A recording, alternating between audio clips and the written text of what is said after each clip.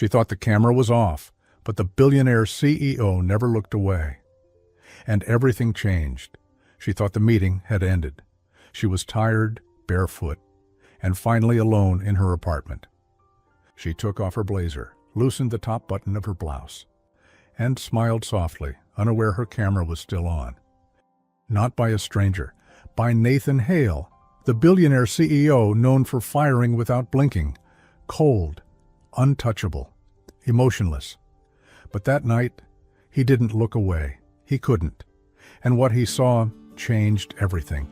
Before we continue, if you enjoy touching and inspiring stories like this one, make sure to subscribe to the channel and leave a like. Now, let's get back to the story. Chloe Bennet had no idea someone was still watching. The video call had ended. At least she thought it had. The little red leave meeting icon was gone, her screen had gone black, and her workday, full of awkward silences and unanswered emails, was finally over. She let out a quiet sigh, barely louder than the hum of her apartment's old radiator. Her small studio in Brooklyn was dimly lit by a single standing lamp, casting a soft glow across the walls. There was something heartbreakingly tender about the way her world looked at night, warm, lived in, and completely hers. She stood from her chair and stretched her arms overhead, unaware that the laptop camera had never turned off, unaware that Nathan Hale, CEO of Hale & Wexler Innovations, hadn't hung up either. He should have. He always did. He didn't like loose ends. But today, something had kept him there. At first, it was just to double-check the last figures she'd sent. Chloe was new, a junior data analyst, hired just a month ago, and her report had been clean, simple, maybe too simple. But then, as the call ended and her window remained open, Nathan saw her pause, close her eyes, and drop her shoulders like someone who'd been holding the world all day. He should have looked away, but he didn't, and she had no idea. She slipped off her blazer and tossed it over the back of a chair. The thin blouse looked wrinkled and worn, maybe from the humidity or just from a long day.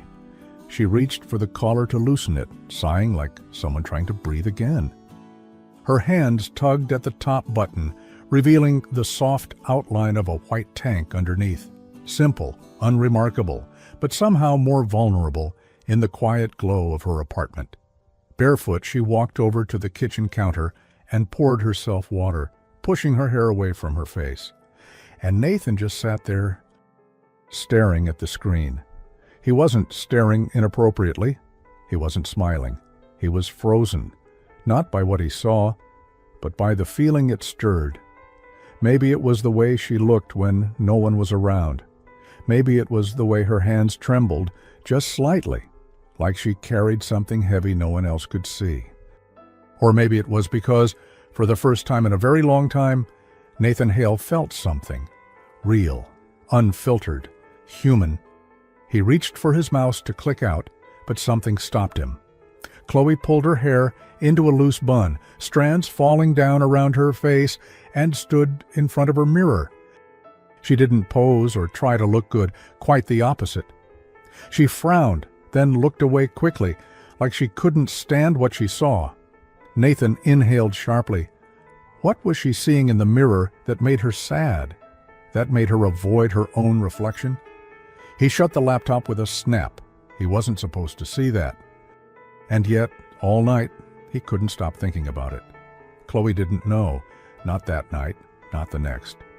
She went about her week, anxious, tired, always second-guessing herself. At work, Nathan was like usual, distant, unreadable, eyes scanning the room without settling on anyone too long. But twice that week, she caught him staring at her. And once, he smiled, just a flicker, barely there. But it was enough to unsteady her, because Nathan Hale never smiled. 3 days later, Chloe was working late, alone in the office. She was wearing headphones when the message popped up on her screen. Nathan Hale. "Bennett, you have a moment?" Her breath caught. She quickly pulled the earbuds out. "Yes, of course." The video call connected instantly. His face appeared, that strong jawline, those impossibly green eyes. But tonight, something was different. His voice was lower, slower, like he wasn't sure how to begin. "About the other night." She blinked. "Sir?" Nathan cleared his throat. "I think your camera didn't turn off when our call ended." Her stomach dropped. He knows. I thought it did," she whispered. "It didn't." There was silence. Her mouth opened, but no words came out. She could feel her heartbeat in her ears. Nathan looked away for a second. "I want to make something clear, Chloe. I wasn't trying to invade your privacy. I stayed on longer than I should have. That's on me." She sat still, too embarrassed to speak. "I didn't see everything," he said softly, "but I saw enough to know you were exhausted and sad." That last word. Sad. It hit her like a wave. Not because he said it, but because someone finally saw it. She nodded slowly, tears threatening at the edge of her lashes. "I'm sorry," she said, voice cracking. "No," he interrupted. "I'm sorry. I shouldn't have stayed on, but I want you to know something." She looked up, scared to breathe. "I've worked with thousands of people. I've seen a lot of faces. But yours," he hesitated. "The way you looked when you thought no one was watching, I haven't forgotten that." He paused, as if weighing whether to continue. "There was only one other time I felt something like that. Years ago. Her name was Elise." Chloe blinked, surprised by the honesty and the ache behind the name. Nathan shook his head slightly, almost to himself. "But that's a closed chapter." He didn't say more, and Chloe didn't press. Her hands trembled in her lap. "I don't know why I'm telling you this," he said quietly. "I just needed to." She could barely find her voice. "Why?" Nathan paused. His expression softened, just a little. "Because something about you stays." The screen flickered slightly. Chloe felt her heart drop and rise at the same time. "I should go," Nathan said, his voice low. "You've had a long week," she nodded. Still dazed, her heart hammering in her chest. "Good night, Mr. Hale." He didn't correct her formality, but just before the screen faded to black, his voice came again. Softer this time, like something slipping through a crack he didn't mean to leave open. "Don't hide so much, Chloe. Sometimes someone might be watching. And not because they're judging." The screen went dark. Chloe sat frozen, her own reflection now dimmed on the black laptop screen. Her fingers hovered above the keyboard, her breath caught somewhere in her throat. She stood there, caught between fear and something softer she didn't have a name for. A soft ding broke the silence. New email. Subject: dinner invitation. Executive team only. Sender: Nathan Hale. Location: Lumiere Restaurant, 8 p.m. Formal attire. Required no explanation, no details, just one single line in the body of the email. "Please consider your present important." She read it once. Then again. Her lips parted slightly as she stared at the message, unable to move. And somehow, deep in her gut, she already knew nothing about her life was ever going to be the same again. Chloe had never eaten at a place like Lumiere. She stood outside the glass-paneled doors, her hands cold despite the early evening warmth. Her reflection stared back at her. Simple black dress, soft curls framing her face, and eyes that couldn't decide whether they were terrified or curious. She almost hadn't come. In fact, she'd hovered over the decline button in her inbox for an entire hour before finally quietly clicking accept. Now here she was, standing on the edge of something she didn't understand. She stepped inside. The lighting was low and golden, casting shadows that flickered like candlelight. Everything smelled like rosemary and citrus. A quiet string quartet played in the corner, the kind of music that made you feel like you didn't belong unless you had a name that meant something. And Chloe Bennett didn't. The hostess greeted her by name like she was expected, and led her through the sea of sleek suits and whispered conversations. But there was no executive team, no long table, no partners or assistants, just one man, sitting alone at a secluded corner booth with 2 glasses of wine already poured. Nathan Hale. His eyes lifted the moment she approached, and for a split second the intensity of his gaze made her feel completely naked, not in the way that frightened her, but in the way that made her want to cover her heart. He stood polite and composed and pulled out her chair. "Thank you for coming," he said, as if it wasn't the strangest thing in the world for a billionaire CEO to invite a junior analyst to dinner. She nodded slowly, unsure of her voice. "I wasn't sure if I was supposed to." Nathan smiled, a quiet, rare curve of his lips. "You were." They sat. For the first few minutes, neither of them touched the wine. Chloe tried to read the room, the crisp linen tablecloth, the way he sat perfectly straight, how he barely blinked when he looked at her. He wasn't like this in meetings. Then again, this wasn't a meeting. "Why am I here?" she asked finally, her voice small. Nathan didn't answer right away. He glanced down at the menu but didn't seem to be reading it. "Because I think there's more to you than spreadsheets and email etiquette," he said calmly, "and I don't like guessing who people are." That answer didn't help her heart rate. "I'm not sure what you're trying to see," she said carefully. Nathan looked directly at her. "Neither am I." His honesty knocked the air from her lungs. Silence stretched again, but it wasn't awkward. It was heavy, full of things neither of them knew how to say. Finally, he asked, "Where are you from?" "Upstate. Small town no one's heard of. Left after college." "Family?" She hesitated. "My mom passed when I was 19. Dad and I don't talk much." Nathan nodded, as if he understood. "I lost my mother at 17. Something softened between them. He looked down. "I've been raised in boardrooms ever since." Chloe watched him for a moment, the man who owned towers, who signed checks bigger than her college debt, who sat here like someone trying to remember what it meant to simply talk. "You don't seem comfortable here," she said. His eyes flicked to hers, a bit amused. "Neither do you." They both smiled, and just like that, the tension cracked open, letting something warmer seep through. The wine was poured, the food arrived, and the conversation shifted. She told him about her high school English teacher who believed in her. He told her about the time he broke a $1 billion deal because he trusted the wrong person. They both laughed, surprised at themselves, when he admitted he hated caviar.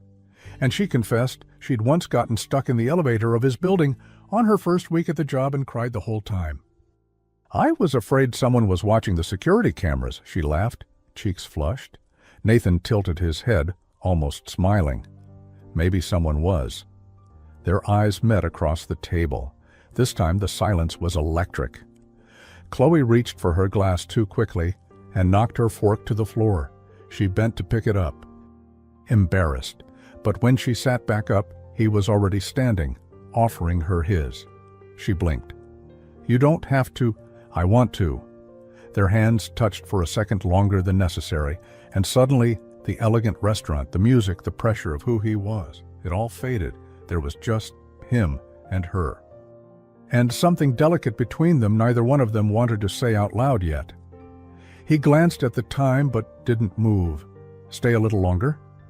She nodded. "I was hoping you'd say that." And they did.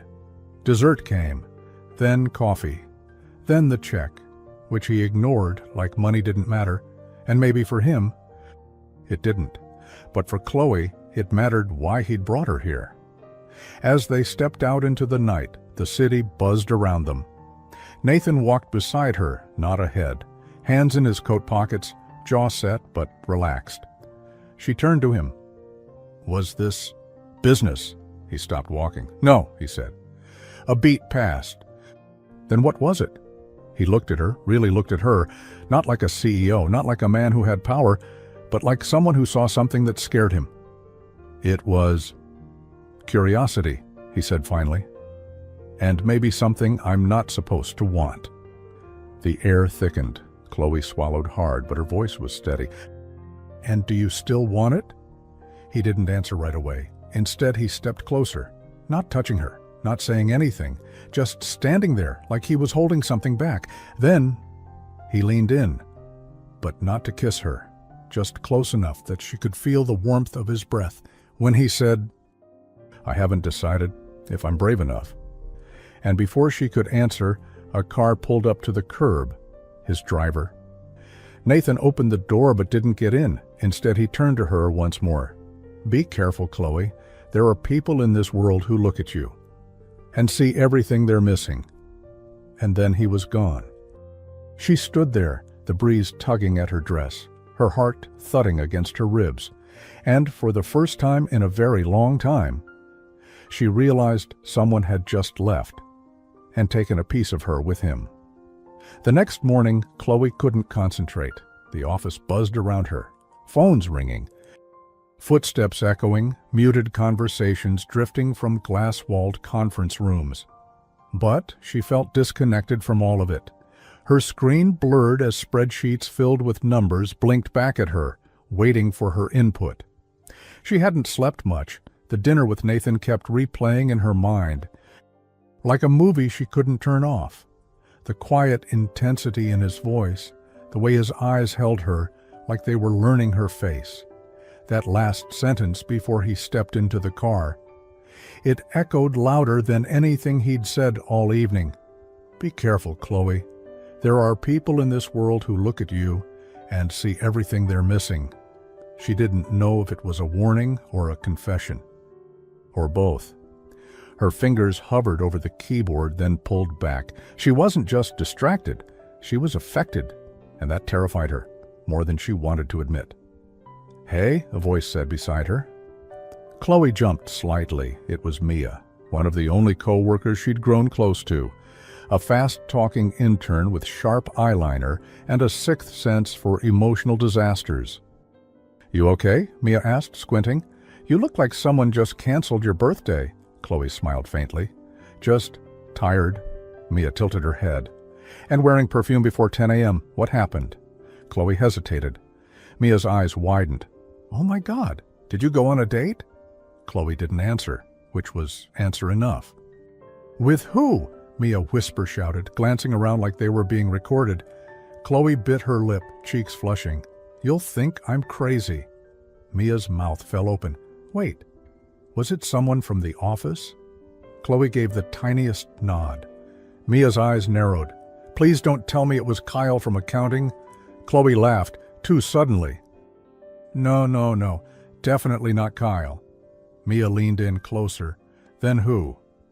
Chloe hesitated. She wanted to tell someone, but saying his name out loud made it feel real and dangerous. She lowered her voice. "Nathan." Mia blinked.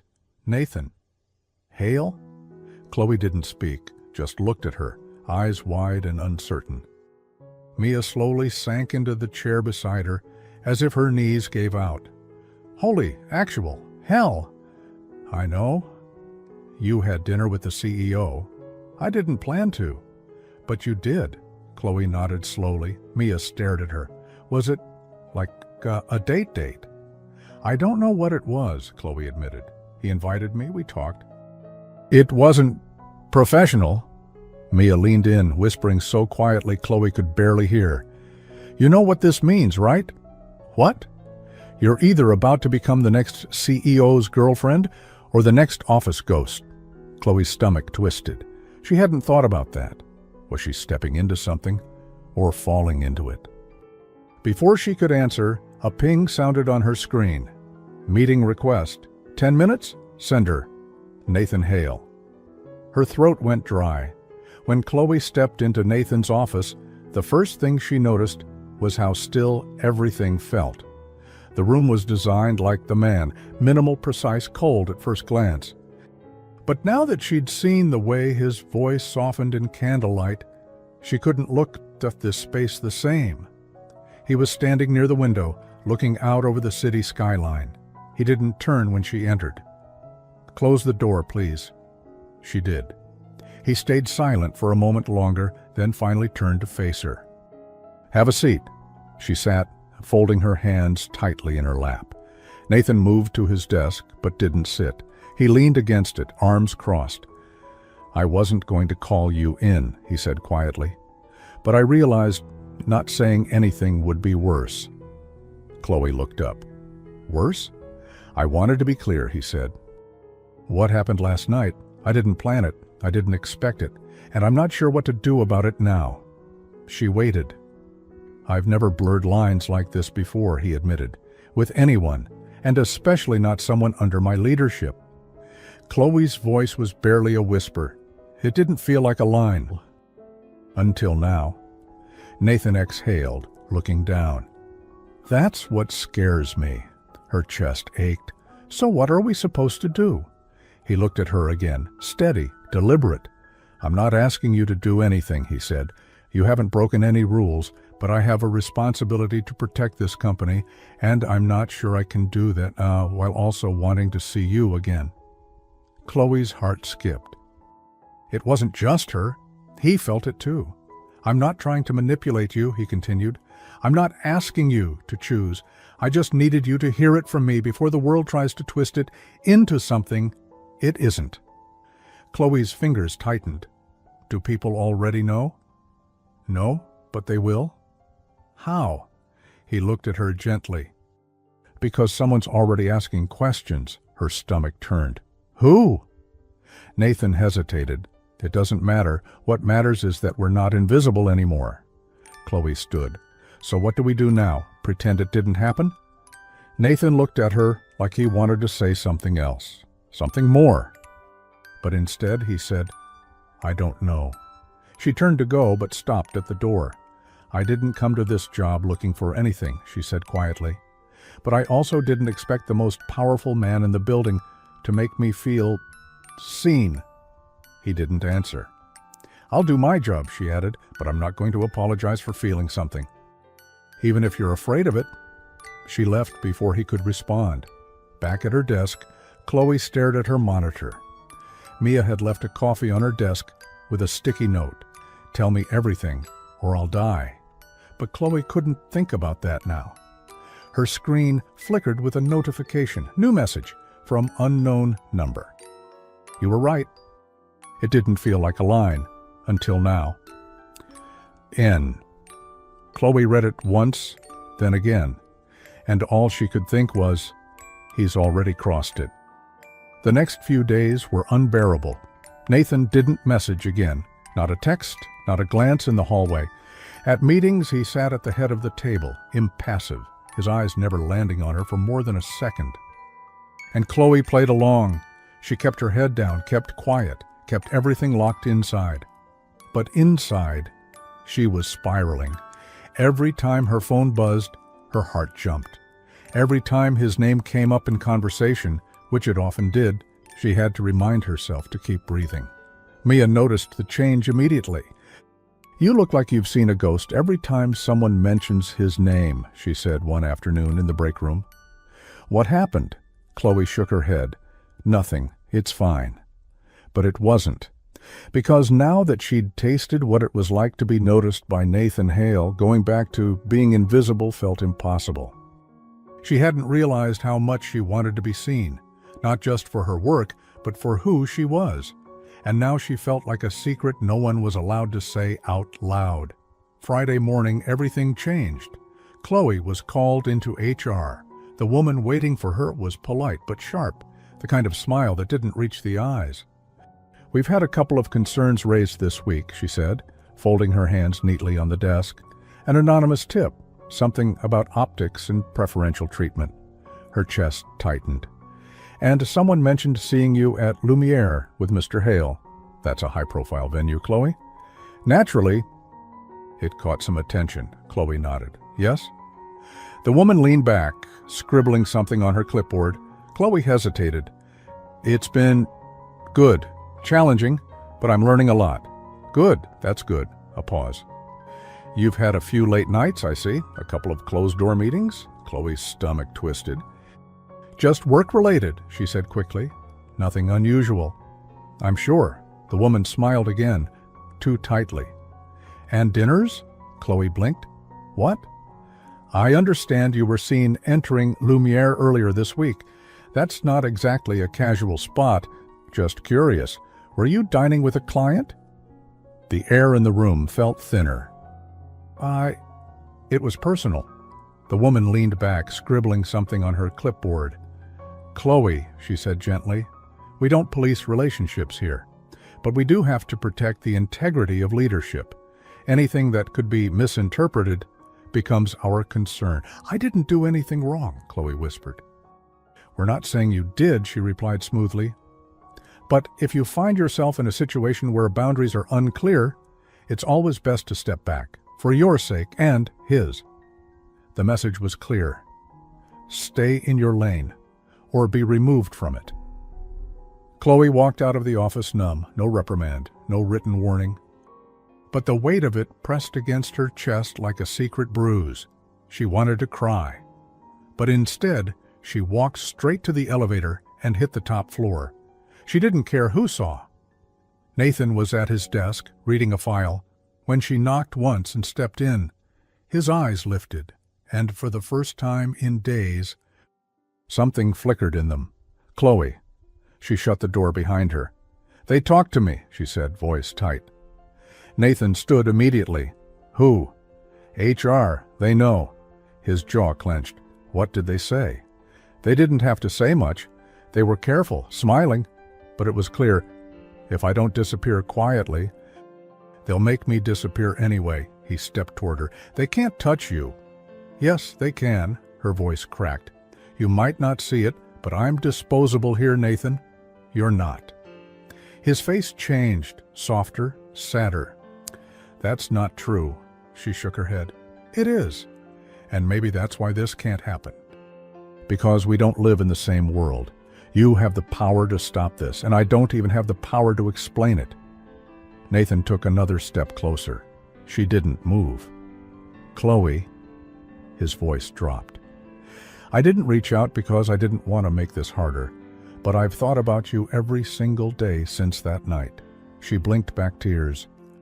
Then why did you act like I was just another face in the room? Because I didn't know how to protect you, he paused. But I do now. She looked at him, her chest rising and falling. And what are you going to do?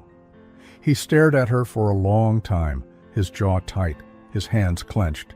Then, suddenly he turned and opened his drawer, pulled out a form, signed it, stamped it, slid it across the desk. Effective immediately, he said. I'm stepping back as your supervisor. You'll be moved to a new team, different floor, no reporting lines between us.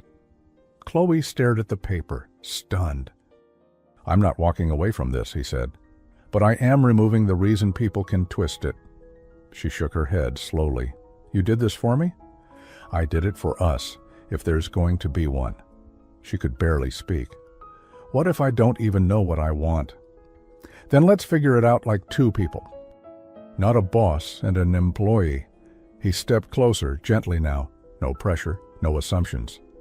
Chloe, he said quietly, if I didn't see a future in this, I wouldn't risk everything I've built. Her voice trembled. And what if I'm scared of losing the little I have? Then we'll protect it together. A single tear slipped down her cheek. She didn't wipe it. I don't know if I can survive being hurt by you. Nathan looked shattered. I'd never forgive myself if I did. They stood there, the silence between them full of everything they'd both been too afraid to say. And then, slowly, carefully, she walked into his arms. No kiss, no promises. Just the fragile truth of two people choosing to face something terrifying together. By Monday morning, everything had changed. Chloe had a new desk on a different floor. The move was positioned as a strategic reallocation of resources, but everyone knew what it really was. She was being distanced. And people noticed. Eyes followed her when she passed. Conversations stopped just a second too late. Whispers floated through the office air like perfume, subtle but heavy. Some of them looked curious, some judgmental, and some openly bitter. Mia was the only one who stayed close. I swear, she whispered over lunch, I will fight anyone who looks at you like that again. Chloe smiled weakly. It's fine." "No, it's not." Mia leaned in. "They're acting like you did something wrong, like falling for someone is a crime." Chloe stirred her coffee. "It's not just about falling for him. It's him, Nathan Hale. People treat him like a storm. Everyone watches. But no one wants to get too close." Mia sighed. "And you?" "You walked into the storm." Chloe looked out the window. The city stretched wide and gray. "I didn't walk in," she said quietly. "I didn't even know I was already in it." That afternoon, Nathan texted, 6 p.m., back entrance. "Let me show you something that doesn't belong to this world." She read it twice, then 3 more times. At 6 p.m., Chloe stepped through the back exit near the loading docks. A black town car waited, driver silent, window down. Nathan sat inside, dressed in a charcoal gray coat, his collar turned up slightly, green eyes meeting hers the second the door opened. He didn't say a word. Just reached across the seat and held the door open. She slid in without speaking. The car pulled off, weaving through the evening traffic until the lights of the city faded into softer tones, until glass towers turned into trees and silence. They arrived 20 minutes later in front of a tall, ivy-covered gate. Nathan keyed in a code himself. "What is this place?" Chloe asked softly. He didn't answer. Just stepped out and opened her door. The gravel crunched under her heels as she followed him through the iron gate and up a path lit by low golden lights. Then, through the trees, a cottage appeared. Stone, wood, wrapped in silence and stars. Nathan turned to her as they reached the door. "No one knows about this place, not even my board." Chloe raised her eyebrows. "I bought it before Hale and Wexler ever existed," he continued. "It's the only place I've ever owned that doesn't have anything to do with money." He unlocked the door. The inside was warm, cozy, a fireplace lit, shelves filled with worn books and mismatched mugs. A small record player spun something soft in the background, a jazz tune with no lyrics. Chloe looked around in disbelief. "This is yours?" He nodded. "I used to come here when I was building the company." Every time I thought I was losing myself. Her voice was barely above a whisper. "Why did you bring me here?" Nathan turned to her, slow and deliberate. "Because I needed you to see something real." Her throat tightened. "And maybe," he added, "because I've been afraid that all I've shown you is the version of me the world expects." He walked over to the fireplace, then looked back at her. "I didn't expect you, Chloe. I didn't plan for you, but now I don't know how to be around you without wanting." Chloe stepped forward. Her heart raced, but her voice was steady. Then stopped trying not to. They stood in the quiet for a moment. The flames crackled. The record popped softly. And then, without hesitation, Nathan reached for her hand. He didn't pull her into a kiss. He pulled her to the couch. And for the next hour, they just talked. No pressure, no performance, just raw pieces of 2 very different lives meeting in the middle. She told him about her mother's laughter, about the way she still heard it sometimes when she was alone. He told her about the day he lost his, and how the silence afterward changed the way he trusted people forever. And in between, they sat close enough to touch, but didn't. Not yet. Because this wasn't about rush. This was about recognition. The kind that made your chest ache in a way that felt both terrifying and safe. The next morning, Chloe returned to the office with a sense of calm she hadn't felt in weeks. But by noon, everything had shifted again. A headline flashed across her phone. "Inside the Secret Life of Nathan Hale, Sources Say Junior Employee at Center of Scandal." Page 7, Confidential News Desk. Her mouth went dry. She opened the article. There was no name, but the description, it was unmistakable. New hire, female, seen entering a private restaurant alone with Hale, internal shifts following dinner. Sources claim HR was involved. Her photo wasn't there. Yet. But the seed had been planted, and it was only a matter of time before it bloomed into something toxic. She burst into Nathan's office without knocking. He was already holding his phone. "They know," Chloe said, breathless. He looked up, jaw tight. "I've already contacted legal." Chloe's hands trembled. "They're painting me, like I used you, like I clawed my way into your world." "They can say whatever they want," Nathan said. Standing, "It won't change what's real. But I didn't sign up for this. I didn't ask for cameras or rumors or headlines."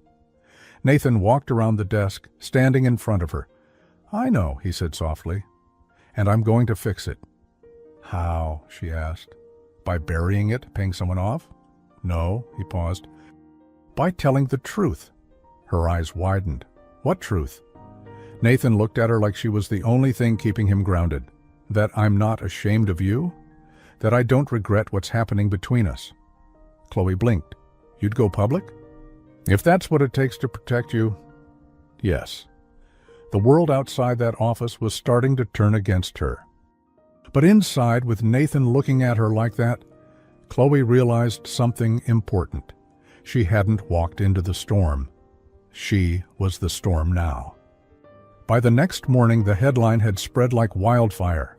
The article had been picked up by bigger outlets, rewritten with more bite, more speculation. Some called Chloe a mystery woman. Others went further. Ambitious assistant, strategic insider, the quiet girl who climbed too fast. No names, still no photo. But inside the building, everyone knew. The stares weren't subtle anymore.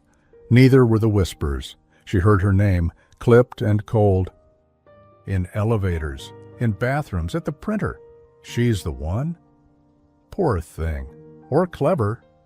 Depends on how you spin it. Even Mia couldn't protect her from all of it. "People are so fake," she muttered after lunch, slamming her fork down.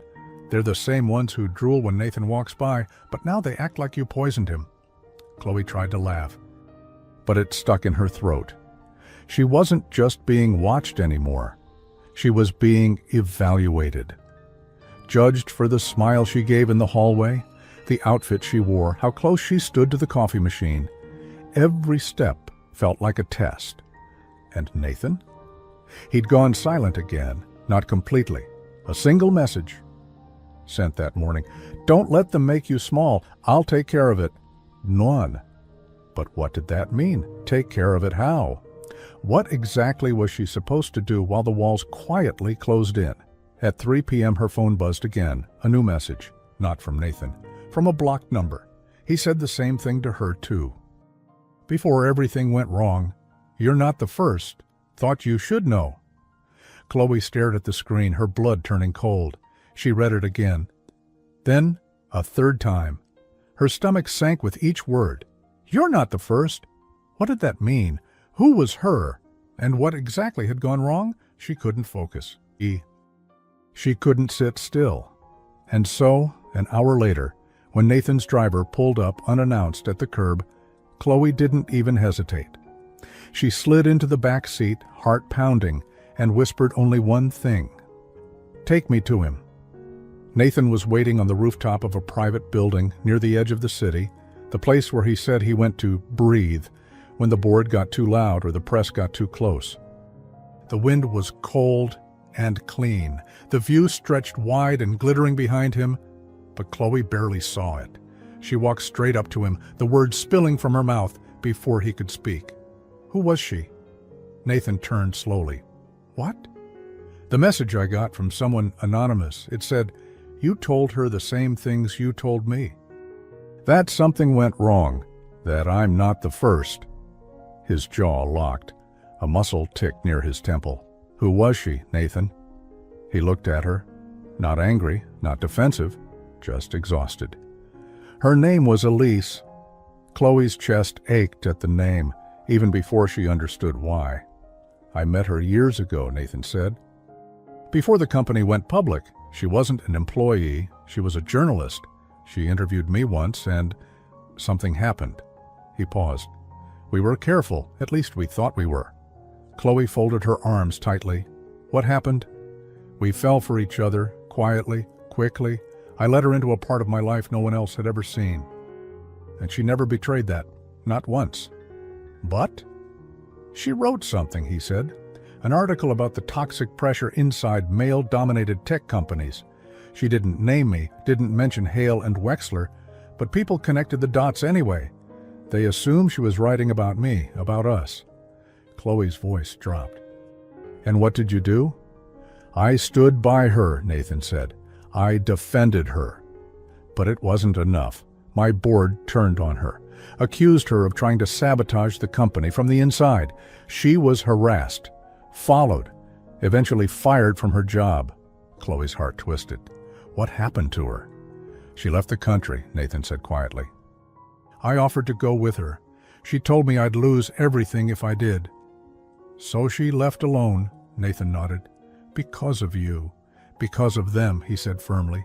But yes, because she got too close to a man the world refuses to see as human. Chloe turned away, staring out at the skyline. And now it's happening again. I'm not going to let history repeat itself.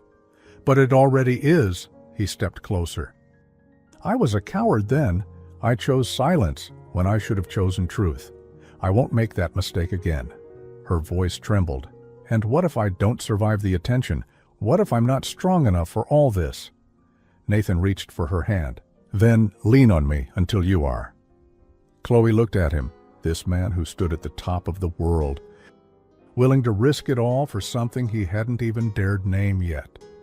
You want me to be brave, she whispered, but I'm terrified. So am I, he admitted, but maybe that's what makes this real. He didn't kiss her. He didn't need to. His hand in hers, firm and unshaking, said it all. But the city below them was starting to rumble. And neither of them knew just how far the consequences would reach. It was the board, a private meeting, urgent, no assistants, no lawyers. Just Nathan and 7 men in suits too expensive to wrinkle. They didn't sit, they circled. One of them, Jonathan Miles, the company's legal strategist and an investor from day one, stepped forward. You need to shut it down, Nathan. Nathan didn't flinch. Shut what down? Her, Miles said, as if Chloe was a problem to be debugged. Whatever this is between you two, it's bleeding into the company. Our stock dipped 4% this morning. Investors are asking questions. Nathan stood, arms folded, unmoved. So? Miles laughed dryly. This isn't a family-run bakery. This is a multi-billion-dollar corporation. You are the company. Your choices are its image. And right now, that image is cracking. Nathan's eyes narrowed. We've survived worse. Sure, but never with a scandal that involves your personal judgment. Another board member cut in, a woman named Grace Whitmore, sharp as glass. Look, no one's saying you did anything unethical yet, but perception is everything, and right now, you're playing with fire. Chloe isn't the story the press is telling, Nathan said coldly. She didn't chase me. I came to her. That's not how they'll print it, Grace snapped. And you know it. Nathan didn't respond. We're not asking you to fire her, Miles added. We're telling you to end it, quietly, professionally. You move on, she moves on, and the story dies. Nathan looked at them, every face in the room familiar, trusted once, and now not at all. I won't discard someone I care about because it's inconvenient for you. Grace leaned in, arms crossed. Then we may have to vote to remove you as CEO. The room went still. Nathan stared at them for a long moment. Then, calmly, he said, "Try." Meanwhile, Chloe sat alone in her apartment. The curtains were drawn, her phone silenced. She hadn't gone to work that morning. Nathan told her not to. Said there were talks happening, and it was safer if she stayed away for now. Safer. That word made her skin crawl, because it didn't mean protected. It meant hidden. She pulled her knees up to her chest on the couch, watching the shadows crawl across the floor. Her laptop sat open, unread emails stacking up like weight. And then, a ding. New message. This one wasn't work-related. It was from Elise Marin. Chloe's heart stopped. The name from Nathan's rooftop confession, the woman who left, the one who got burned. Subject, I wish someone had warned me. Chloe, you don't know me, but I know what you're about to go through. I know how it feels to fall for someone whose shadow is larger than his light. I know the pressure, the whispers, the media. But most of all, I know what it's like to think he'll protect you. I'm not here to hurt you. I'm not angry. I just want you to ask yourself one thing. When it all crashes, will he still be standing next to you? Chloe read the email 5 times. Each word sank deeper than the last. She didn't know Elise, but the pain behind the words felt familiar, like a mirror someone else had already shattered. Hours later, Nathan finally texted, I need to see you. Tonight. Chloe didn't reply right away. She needed to know what he would say before she gave him another piece of herself. She needed to know if she was walking into fire or being let out of it. They met at the cottage, the one place where the noise of the world didn't reach. Nathan was already there, pacing by the fireplace, sleeves rolled up, jaw tense. When Chloe walked in, he froze, like just the sight of her stole his breath. But she didn't smile. Was there a vote? She asked. He nodded. They threatened one. And I stopped it. For now. She exhaled. What did it cost you? He looked at her, his face unreadable.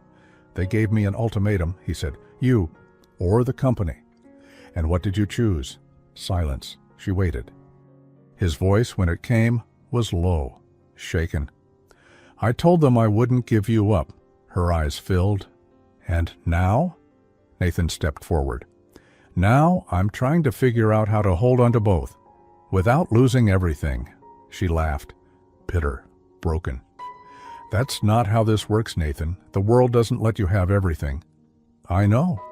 Then why pretend? He reached into his coat pocket and handed her something. A folded letter. What's this? An offer, he said, from the board. Resignation terms. If I step down voluntarily, they won't pursue anything against you.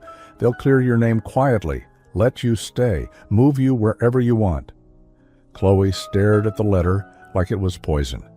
You're considering it? She whispered. Nathan didn't answer. Tears filled her eyes. That's the problem, isn't it? You're considering it. It's not because I don't love you, he said. The words fell from his mouth like a confession. Quiet, trembling. Chloe froze. What did you just say? Nathan stepped closer, finally letting the walls fall. I love you. She couldn't breathe. I didn't say it before, he continued, because I was afraid, because I thought it would make things harder, but I do, Chloe, and that's why this decision terrifies me. She took a step back. Then why are you thinking about leaving me behind? I'm thinking about protecting you. No, she whispered. You're thinking about protecting your legacy. He blinked, stung. I don't want your resignation. I want your courage. She turned, eyes burning, voice breaking. And if you walk away from this, from us, then I'll know. He looked at her, desperate. Know what? Chloe's voice was barely a breath. That Elise was right. She left before he could answer. And for the first time in Nathan Hale's life, a woman walked out on him. Not because she didn't love him, but because he hadn't figured out how to love her loud enough. The door didn't slam. It clicked softly behind her, which somehow made it worse. Nathan stood in the middle of the cottage, still holding the letter, the air she'd just left behind still warm in the space between his fingers. She was gone, not out of anger, not out of pride, but because he couldn't choose her loudly enough. And now the silence she left behind was louder than anything he'd ever heard. Chloe didn't go home. She couldn't. She walked the streets for hours, through rows of sleeping brownstones and streetlights that buzzed like thoughts she couldn't quiet. Her heels ached. Her hands were cold, but it wasn't her body that hurt. It was the part of her that had believed, even for a moment, that someone like Nathan Hale could hold the world in one hand and her in the other. She had asked him to be brave, But she'd also known how afraid he was. That was the part that made it so hard to walk away, because she hadn't just left him. She'd left the version of herself that thought love alone would be enough to fix everything. By morning, the article had evolved. Now it had names. Chloe's photo, blurry but unmistakable, was featured under the headline, "Nathan Hale's Mysterious Analyst, the Face Behind the Fallout." The story didn't stop there. They listed her school, her hometown, old social media posts.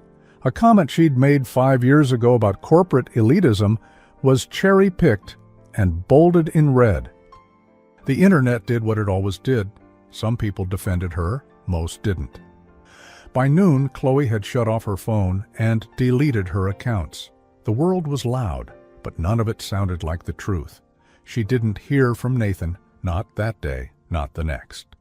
On the third day, she received an envelope at her apartment. No return address. Inside, a single sheet of thick ivory paper. "You once said you didn't know what I was trying to see in you. I see it now, and I'm done hiding it from the world. Turn on the live stream at 2 p.m. And Chloe's hands trembled. She looked at the clock. 1:52 p.m. She opened her laptop and went to the Hale and Wexler homepage. There it was, top banner, live now. Nathan Hale, Emergency Press Conference. She clicked. A massive room appeared on screen filled with media and cameras. Nathan stood alone at the podium wearing a black suit. No tie, eyes steady. A microphone screeched slightly as he leaned in. "I wasn't planning to speak today," he began. "But I've made that mistake before." He looked directly into the camera. "And I won't make it again." The room fell completely silent. For the past 2 weeks, the world has speculated about my private life, about a woman I care deeply for. They've assigned her motives, rewritten her story, questioned her worth. He paused. "She has said nothing." Another pause. "Because she still believes that dignity doesn't require defense." Chloe's breath caught in her chest. Nathan continued. "But I no longer have the luxury of silence. Because silence in this case isn't neutrality, it's betrayal." The reporters in the room exchanged glances. "I want to be clear," he said. "Chloe Bennett did not pursue me. She didn't manipulate or scheme or climb anything other than the ladder we told her she was allowed to climb." A wave of clicks from camera shutters echoed around him. "She didn't want this attention. I did, because I saw someone brilliant and kind and real in a world full of people who forget what that even means." His voice dropped slightly. "And yes, I love her." Chloe covered her mouth, tears falling freely now. "She asked me to be brave, and I wasn't. I thought protecting the company meant protecting the silence, but Hale and Wexler doesn't exist without truth, and it definitely doesn't deserve to exist if it demands we bury love to preserve control." He turned from the podium, picked up a second paper and held it up. "My resignation, effective immediately." The room erupted. Flashes, questions, chaos. Nathan stood still, letting it pass like weather. When the noise died down, he looked into the camera one last time. "But let the record show, I didn't step down because I made a mistake. I stepped down because, for the first time in my life, I didn't." And then he walked away. No security, no press handlers, just a man who'd finally said what he should have said all along. Chloe didn't move for several minutes. She didn't wipe her tears. She didn't speak. She just sat there, stunned and trembling, and completely exposed by a truth that had finally been said out loud. He had chosen. And now everything had changed again. There were cameras outside her apartment. News vans lined the block like park shadows. Strangers held phones toward her windows, hoping for a glimpse of the girl who brought down a billionaire. She hadn't left in 2 days. Groceries sat untouched. Her inbox was overflowing. And the letter from Nathan, his last handwritten words, still rested on her nightstand, unfolded and reread 100 times. She should have felt vindicated. The world had seen the truth. Nathan had spoken her name with love in front of the very people who wanted her erased. But Chloe didn't feel powerful. She felt exposed, raw, like all the layers she'd built to survive. Politeness, modesty, silence had been peeled off in public, and now everyone could see the girl underneath. The scared one, the one who never planned on being anyone's headline. And the worst part? She missed him. Not the man in the suit. Not the CEO, but him. The version who made tea in mismatched mugs. The one who'd told her not to hide. The one who'd whispered, some people might be watching, and not because they're judging. Mia showed up on the third day. She didn't knock. She just let herself in, carrying 2 iced coffees and a bag of lemon muffins. "You look like you've been crying for 3 days straight," she said, not unkindly. Chloe didn't deny it. Mia handed her the coffee and sat. "So, are you going to call him?" Chloe looked away. "I don't know." "He stepped down, Chloe, for you." "I didn't ask him to." "No, but you asked him to be brave." And he was. Chloe picked at the muffin in silence. "Do you love him?" Mia asked. The question landed like a drop in a still lake. No splash, just ripples. Chloe's voice was soft. "Yeah, I think I do." "Then what are you waiting for?" Chloe blinked back tears. To stop being afraid, Mia reached over and took her hand. "Then be afraid," she said, "but don't be absent." That evening, Chloe did something she hadn't done in weeks. She got dressed for herself, not for a date, not for the cameras, not for the headlines, just for her. She wore a deep green dress, simple, flowing, with soft sleeves, the kind that moved when she did. She tied her hair back loosely, letting the rest fall the way it wanted. And then, as the sun began to slip behind the buildings, she walked. Right past the cameras, past the whispers, past the flashing lights and open mouths. She didn't speak. She just kept walking, heart racing, eyes forward. She wasn't sure if it was courage or foolishness. But either way, she didn't stop. Nathan hadn't left the cottage since the press conference. He didn't watch the news, didn't check his phone. He just sat in that quiet, fire-lit space, wondering if the silence on the other side meant he'd done the right thing, or simply lost everything in the process. He told himself he would wait until she was ready, wait until she could breathe again, wait until... A knock on the door.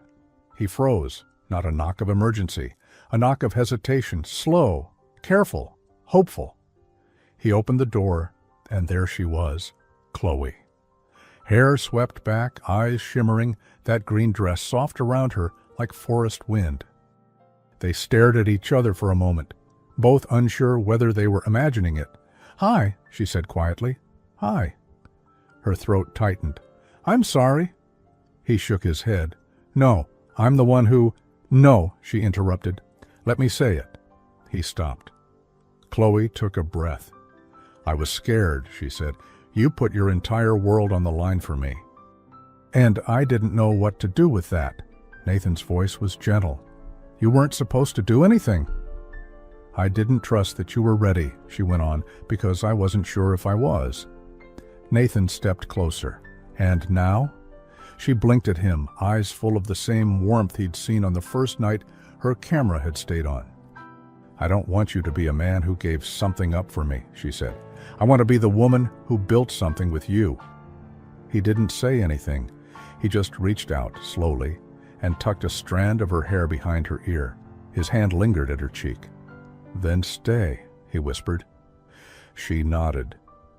And this time, when they moved toward each other, it wasn't careful, it wasn't hesitant, it was inevitable. Their kiss wasn't perfect, it was urgent, messy, years of walls collapsing into one long breath shared between them. When they finally pulled apart, Chloe leaned her forehead against his. "I'm still scared," she whispered. "Good," he said. "That means it's real." Later that night, as they lay on the couch under an old quilt, fireplace flickering, wind tapping against the windows, Chloe rested her head on Nathan's chest and said something she hadn't said in years. "Thank you for seeing me." Nathan looked down at her, his hand brushing her arm. "I always saw you," he said, even when I wasn't brave enough to say it out loud.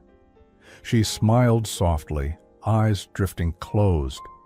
And for the first time in her life, Chloe didn't feel like a footnote in someone else's story. She felt like the beginning of something entirely her own. The quiet didn't last long. It was the kind of peace that made you forget the world had sharp edges, the kind that made you hope again, just enough to feel vulnerable when reality came knocking. And on Thursday afternoon, it did. Literally. Chloe was at the cottage alone, curled up by the window with a book, the fire humming behind her. Nathan had gone into the city for a short meeting with his legal team to finalize the transfer of power, confirm his resignation, and sever ties with Hale and Wexler for good. He'd texted her 2 hours ago. "Almost done. Want anything from the bakery?" She'd smiled at the message. But now someone was at the door. She wasn't expecting anyone. A soft knock. 2, then silence. She hesitated, heart picking up pace as she walked to the door. She wasn't sure what she expected, but it definitely wasn't the ghost of a woman who knew Nathan before he ever looked at her. She opened the door. At first, she didn't recognize the woman standing there. She was older than Chloe had imagined, mid-30s maybe. Warm skin, dark waves of hair tucked into a scarf, tired but elegant eyes. A presence that felt both familiar and foreign. "Hi," the woman said, voice low. "You don't know me, but I think we need to talk." Chloe blinked. "I'm sorry." "I'm Elise," she said. The name landed like a stone in Chloe's chest. Nathan's Elise. The one who had left. The one who had warned her. The one who came before. They sat across from each other at the wooden kitchen table. Chloe had made tea, more out of instinct than kindness, and her hands trembled slightly as she set the cup down. Elise wrapped her fingers around it but didn't drink. "I'm not here to hurt you," she said. "Or Nathan. I just needed to see the person who made him risk everything." Chloe said nothing. "I watched the press conference," Elise went on. "I didn't think he had that in him." Chloe's voice was quiet. "Neither did I." There was a long pause. The fireplace crackled behind them. "I loved him," Elise said. "Back then, we weren't public. We couldn't be. But it was real." Chloe nodded slowly. "He told me about you, about what happened." Elise gave a small, sad smile. "He never stopped blaming himself." Another pause. "You should know something," she said. "He didn't walk away from me. I did. I thought I was saving him, and maybe I was. But I also left him with a story that ended in silence. And I think he's been carrying that weight ever since." Chloe's voice wavered. "Why are you telling me this?" "Because I don't want him to carry that weight into this," Elise said. "Into you." Their eyes met across the table. "I don't regret loving him," Elise added, "but I regret leaving without saying goodbye properly, without saying it wasn't your fault." Chloe's throat tightened. "He never said that part." "He wouldn't," Elise said, "because he still thinks people fall apart because of him." Chloe looked down. "I did. Almost. But you didn't," Elise said gently. "You stayed. And that's why I came. To tell you that whatever happens next, don't let fear write your ending, like I did." The tea had gone cold, but Chloe felt warmer than she had in days. "Thank you," she whispered. Elise stood and offered a small, real smile. "Take care of him," she said. "I will." "And take care of you too," Elise added. "He's only half the story." Chloe watched her walk away. No bitterness, no jealousy, just grace. And maybe the closure they had both needed. That night, when Nathan returned, Chloe didn't tell him right away. He kissed her forehead, gave her a warm bag from the bakery, took off his coat and pulled her close. But something in her shifted, not because she doubted him, but because she no longer doubted herself. "I saw her," she said softly, curled beside him on the couch. "Who?" "Elise." Nathan froze. "She came to the cottage." This afternoon. He pulled back slightly. Are you okay? Chloe nodded. She didn't come to cause trouble. She came to let go. Nathan exhaled. That sounds like her. She said she left you to protect you. Nathan looked down. And I let her. Chloe reached for his hand. You're not that man anymore, she said. His eyes lifted to hers. You're braver now, even if you're still figuring out what that means. Nathan's voice was quiet. I don't deserve you. You don't have to, Chloe replied. You just have to choose me every day. I will, he said. I know. And when they kissed that time, it wasn't urgent. It wasn't desperate. It was peaceful. Like two people who had finally come through the fire and weren't afraid of the smoke anymore. Outside, the headlines kept spinning. The media moved on, as they always did. A new scandal, a new celebrity meltdown, a new distraction. But in a quiet cottage, somewhere just outside the noise, two people were learning to build something real, something that didn't need a title, or a press release, or permission, just time, and truth, and each other. It didn't happen all at once. Their peace wasn't some perfect sunrise where everything made sense again. It was more like a slow season, small, gradual moments where silence felt safe, where laughter started to return, where they learned how to be with each other, not in hiding, not in fear, but in truth. Nathan never went back to the company. He could have. The board had softened their stance after public support poured in. Shareholders were suddenly less concerned with image, more fascinated by the idea that a CEO could actually be human. But Nathan refused. He'd meant what he said, that if love had a price, then power wasn't worth the receipt. Instead, he invested quietly in nonprofit startups, mostly run by women. He sat on advisory panels, wrote anonymously for business journals, and once, at Chloe's suggestion, taught a university workshop titled Leadership Without Ego. She sat in the back row the entire first session, smiling. Chloe didn't stay in the data department. She didn't stay at Hale & Wexler at all. The company offered her a quiet transfer, a new position, better salary, guaranteed discretion. She declined, not out of spite, but because she didn't want her story rewritten by someone else's pen. Instead, she accepted a fellowship at a social impact lab downtown, a place that studied workplace culture and designed tools to make professional environments more humane. When they asked in the interview why she wanted the position, she smiled and said, I've seen how much damage silence can do. I want to build systems that reward honesty, not just performance. She got the job. They lived in the cottage for a while, then moved into a small apartment with big windows and mismatched furniture they picked out at a flea market. Nathan gave up the tailored suits. Chloe gave up the habit of apologizing for taking up space. They still had bad days, some loud, some quiet. But the difference now was, they faced them together. No more secrets, no more pretending, no more waiting for someone to leave first. One evening, nearly a year later, they were sitting on a rooftop, not a corporate one, just a small Brooklyn rooftop warm with string lights and music from a neighboring apartment drifting through the air. Nathan had a notebook in his lap. Chloe was barefoot, her legs across his. She was reading aloud from an old book she'd loved as a teenager, something about missed chances and people who leave before they realize what they had. She closed the book softly. I used to think love was about big moments, she said, grand gestures, someone showing up at an airport or shouting your name in the rain. Nathan smiled. You still love dramatic endings. Maybe, she said, brushing a lock of hair from her eyes. But now I think love is just someone staying, even when the sky doesn't clear right away. Nathan looked at her, a quiet awe in his eyes.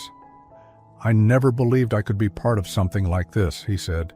Something without terms or control, something real.